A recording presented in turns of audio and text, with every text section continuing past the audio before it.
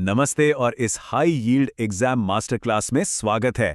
आज हम सीधे जंप कर रहे हैं ह्यूमन ज्योग्राफी के एक ऐसे टॉपिक में जो कॉम्पिटिटिव एग्जाम्स के लिए एब्सोल्युटली क्रूशियल है, ह्यूमन माइग्रेशन थ्योरीज और उनके कोर मॉडल्स। बिना किसी देरी के एक ज्योग्राफी प्रोफेसर के लेंस से इन कॉम्प्लेक्स कॉन्सेप्ट्स को बिल्कुल सिंपल बनाते हैं। इस सेशन का स्ट्रक्चर बड़ा क्लियर रखने वाले हम। पहले कोर कॉन्सेप्ट्स कवर करेंगे, फिर उनके रियल वर्ल्ड इंपैक्ट्स, उसके बाद रैवेनस्टीन, स्टॉफर और ली के हिस्टोरिकल मॉडल्स और फाइनली एक rapid fire knowledge check. Let's go. शुरुआत करते हैं मॉड्यूल नंबर 1 से, core concepts and factors. Migration यानी प्रवासन, इसकी एकेडमिक डेफिनेशन अगर देखें तो ये बस लोगों का अपने प्लेस ऑफ ओरिजिन से एक नई डेस्टिनेशन तक का मूवमेंट है। अब देखिए, ये टेम्परेरी भी हो सकता है, राइट? जैसे नोमैडिक ट्राइब्स मौसम के हिसाब से पहाड़ों से मैदानों की तरफ मूव करते हैं। या फिर ये बिल्कुल परमानेंट हो सकता है, जैसे कोई बेटर करियर के लिए हमेशा के लिए किसी दूसरे शहर शिफ्ट हो जाए। एग्जाम्स में एक बड़ा कन्फ्यूजन होता है एमिग्रेंट और इमिग्रेंट के बीच। इसको इस एनालॉजी से हमेशा के लिए क्लियर कर लेते हैं। मान लीजिए मशहूर सिंगर दिलजीत दोसांझ पंजाब से निकलकर यूके सेटल होते हैं, तो भारत के पर्सपेक्टिव से वो देश के बाहर जा रहे हैं, मतलब वो हुए एमिग्रेंट। वहीं अगर international artist Ed Sheeran Bharat आकर बसने का फैसला करें तो वो देश के अंदर आ रहे हैं, इसलिए वो इमिग्रेंट कहलाएंगे। बहुत सिंपल ट्रिक है, ई से एग्जिट यानी एमिग्रेंट और आई से इन यानी इमिग्रेंट। सो लोग आखिर मूव करते क्यों हैं?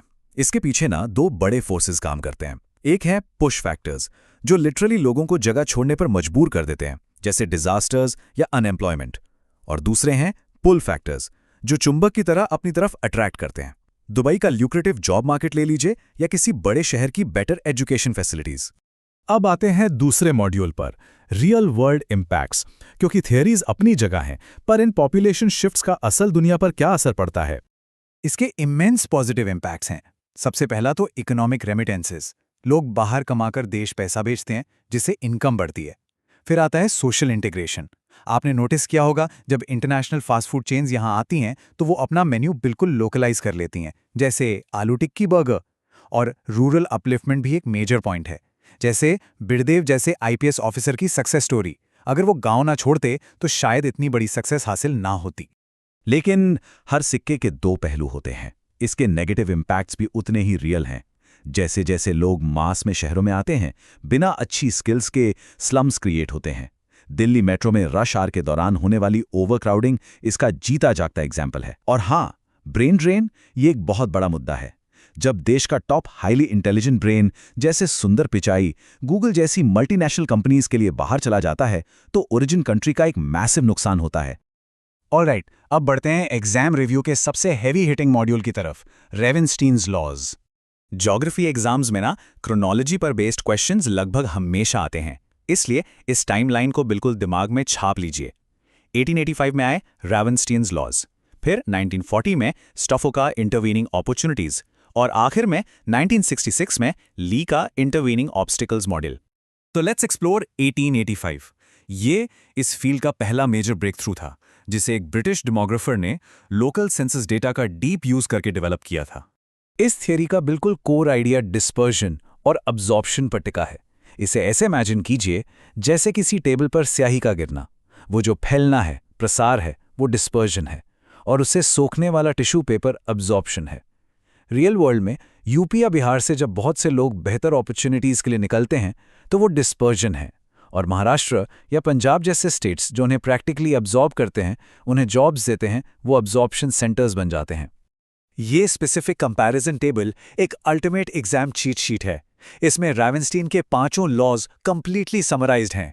पहला, माइग्रेशन हमेशा स्टेजेस या चरणों में होता है। कोई सीधे गांव से मेट्रोपॉलिटन नहीं जाता, पहले टाउन फिर बड़ा शहर आता है। दूसरा, हर माइग्रेशन का एक काउंटर माइग्रेशन होता है। तीसरा, रूरल एरियाज के लोग अर्बन एरिया के लोगों से ज्यादा मूव करते हैं। चौथा, जैसे जैसे टेक्नोलॉजी बढ़ती है, माइग्रेशन डायरेक्टली बढ़ता है। और पांचवा और सबसे इंपॉर्टेंट पॉइंट, इसका फंडामेंटल मोटिव हमेशा हर हाल में इकोनॉमिक होता है। इनके इस एक नियम पर थोड़ा खास ध्यान देना चाहिए। एवरी माइग्रेशन फ्लो जनरेट्स अ रिटर्न और काउंटर माइग्रेशन। यानी न्यूटन के थर्ड लॉ की तरह हर आउटवर्ड पॉपुलेशन मूवमेंट का एक रिवर्स या बैकवर्ड मूवमेंट जरूर जनरेट होता है।